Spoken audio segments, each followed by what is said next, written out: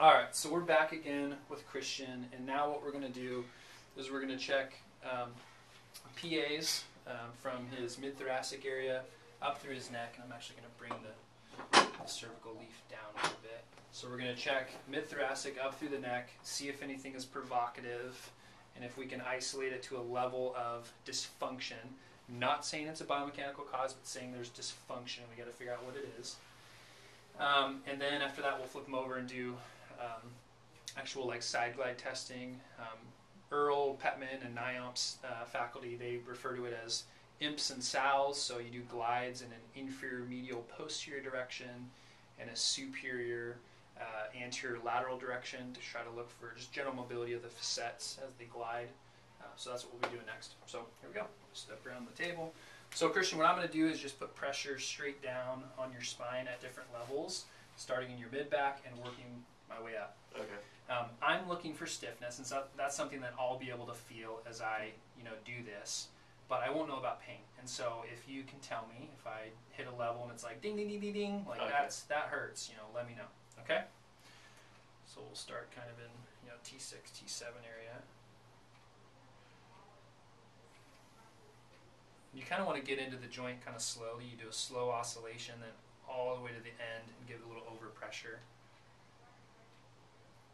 That way it's not kind of a shock to the system, right? If we just went in and put all of our body weight, it's kind of, that would hurt most people. So we're trying to get a sense of the quality of the spring. And I've had instructors tell me, hypomobility, stiffness, will jump out and punch you in the face. I mean, we should all be able to detect that to a certain degree. It's like pushing on the wall. It just does not give. Okay? Versus hypermobility is kind of hard to feel. Sometimes there's some tissue reactivity that would kind of spur your thought process a little bit, but it's really kind of tough to feel what is a normal glide versus a little bit more mobile. That's just really tough. Anything so far, Christian? No. Okay.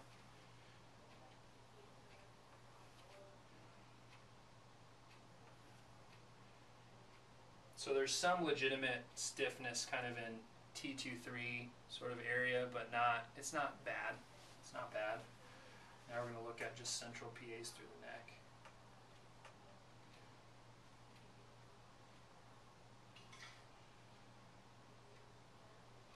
Anything here? A little pain, not overwhelming. Okay. So central PA is a little bit painful in the mid cervical spine. That's where a lot of people tend to be hypermobile. They move from there, and if they have an upper thoracic restriction and maybe an upper cervical restriction, this part's going to have to take up the slack, so it's going to move more, and that can cause some threat or some irritation over time. Okay, so there could be something there. I'm going to go ahead and do unilateral PAs too, kind of a la Maitland, and check UPAs at the same time. So we'll start down low, work our way up. I'm on the right side right now.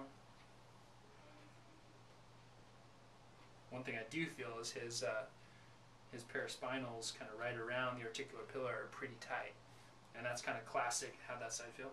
That was fine. So I felt fine to him. That's kind of classic protective guarding, right?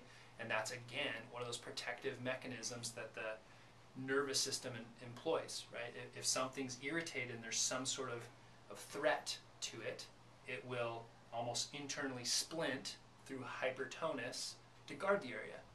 And in doing so, movement's going to go down because those muscles are so tight, they're not going to allow for the total excursion of the osteokinematic movement and being able to have full range.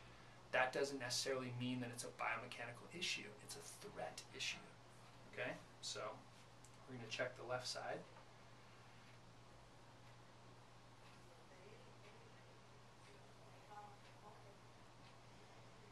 And all that felt okay? Or? Yeah, that felt fine. So now let's have you flip over onto your back. We're going to put a pillow underneath your head. So, upper thoracic spine, a little bit stiff. Mid-thoracic spine, a little bit irritable. Wasn't very stiff to me, so that could be the area that's a little bit hypermobile or moving too much and, in a sense, irritating the nervous system or causing that threat. The next thing we're going to do is we're going to look at upper cervical mobility through the flexion rotation test. So I'm going to bring Christian's neck all the way up into flexion. Are you okay here? Mm-hmm.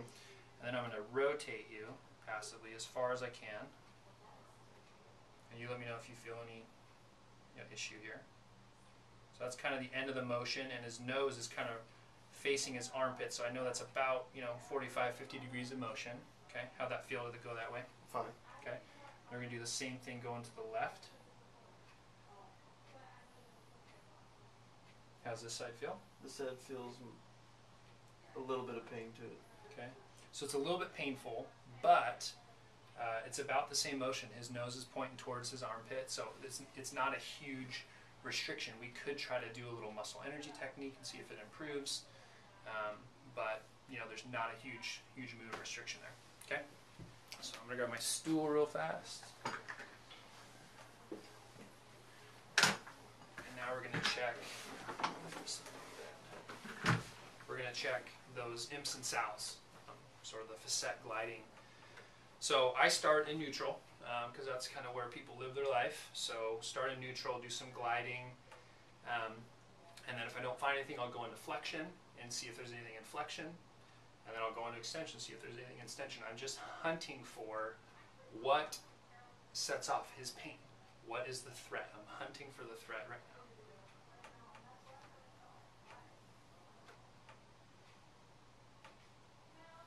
So I just go right down C2 through C7.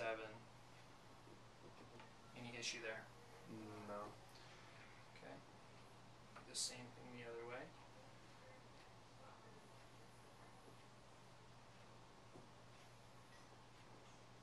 How's that? Fine. Okay, so no real issues there. Now we'll do a little bit, go ahead and relax your head. We're going to do a little bit of a nod and put him in some flexion. And repeat the same tests.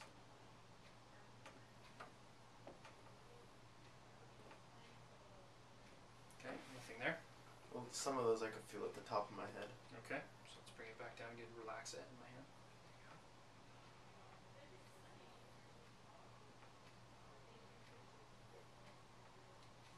So he's pretty tight. Like there's a fair amount of protective guarding. I can't really translate very far.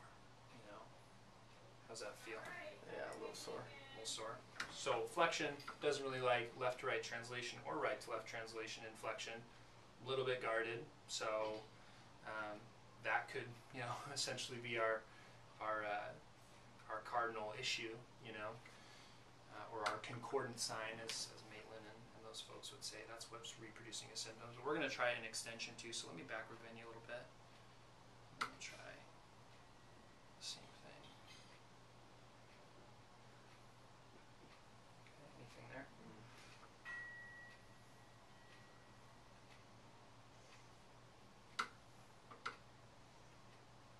Okay, so extension didn't really bug him too much. So I know that there's some threat to flexion-based movement, particularly combined movements, flexion and rotation, flexion and side bending. That didn't feel good, that triplanar movement. So where we go from here is, what does the research say we should do? Well, number one, we've talked a little bit about pain and how pain is really just an output from the brain in response to a threat. Pain science approaches with the patient can help to reduce fear avoidance beliefs, reduce anxiety, and actually turn the sensitivity of the nervous system down a bit, so to speak. And I'll often tell stories similar to David Butler and the Explain Pain folks, Lorimer Mosley, those kind of guys. I'll tell stories to try to connect the dots for the patient, because a lot of times they'll come in, they'll not know what's causing pain, they'll just be simply hurting and they want it to go away. And sometimes they will have shopped around or gone to different doctors and everyone says, well, I don't know what's going on, or it's a disc, or it's a facet, or it's the worst thing I've ever seen, that thing's shredded, that thing's torn. And all those different diagnostic labels and language can actually stir people up and make them a little bit more nervous, okay, and more fearful. So pain science approaches are gold.